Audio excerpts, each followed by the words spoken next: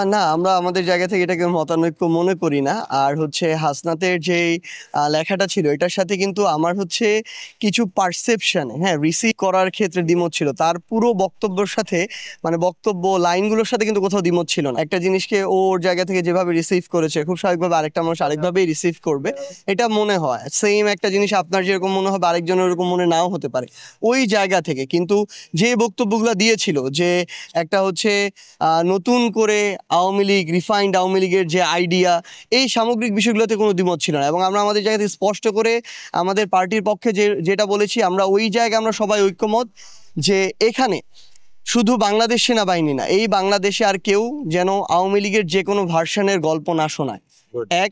এবং দ্বিতীয়ত হচ্ছে আমরা আশা করব যে বাংলাদেশ সেনাবাহিনীর প্রতি আমাদের যে রেসপেক্টের জায়গাটা আছে সেটা প্রতিষ্ঠান হিসেবে তারা ধরে রাখবে। বাংলাদেশের অভ্যন্তরীণ যে রাজনীতি, এই রাজনীতিতে তাদের যে আমরা কখনোই তাদের কোনো হস্তক্ষেপ প্রত্যাশা করব না, বরং তারা প্রতিষ্ঠান হিসেবে দেশের প্রতি তাদের যে দায়বদ্ধতা, তাদের যে কাজ, সেটা তারা ঠিকমতো পালন করে যাবে, এটাই আমাদের প্রত্যাশা। না, এটা তো আমরা আমাদের জায়গা থেকে স্পষ্ট করে বলেছি। হাসনাত তার পোস্টে বলেছে, আমিও আমার পোস্টে সেম কথাই বলেছি, এই কথাগুলো এসেছে। এবং আমরা আমাদের পার্টির পক্ষ থেকে যখন প্রেস ব্রিফিং হয় তখন আমরা এই কথাগুলো উল্লেখ করেছি।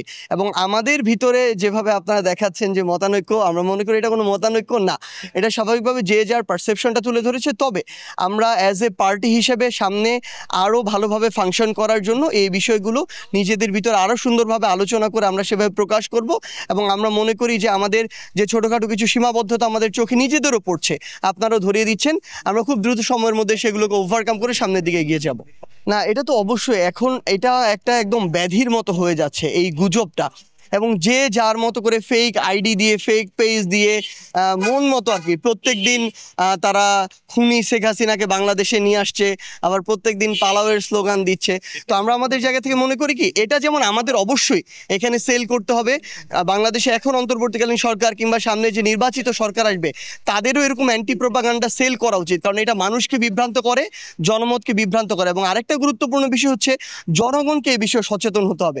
একটা জিনিস আমি দেখলাম আর ওইটাই সত্য বলে বিশ্বাস করে নিলাম, এটা কোনোদিন হতে পারে না বা হওয়া উচিত না। একটা খবর একটা নিউজে এসেছে মানে ওটাই শতভাগ সত্য, এটা মনে করা উচিত।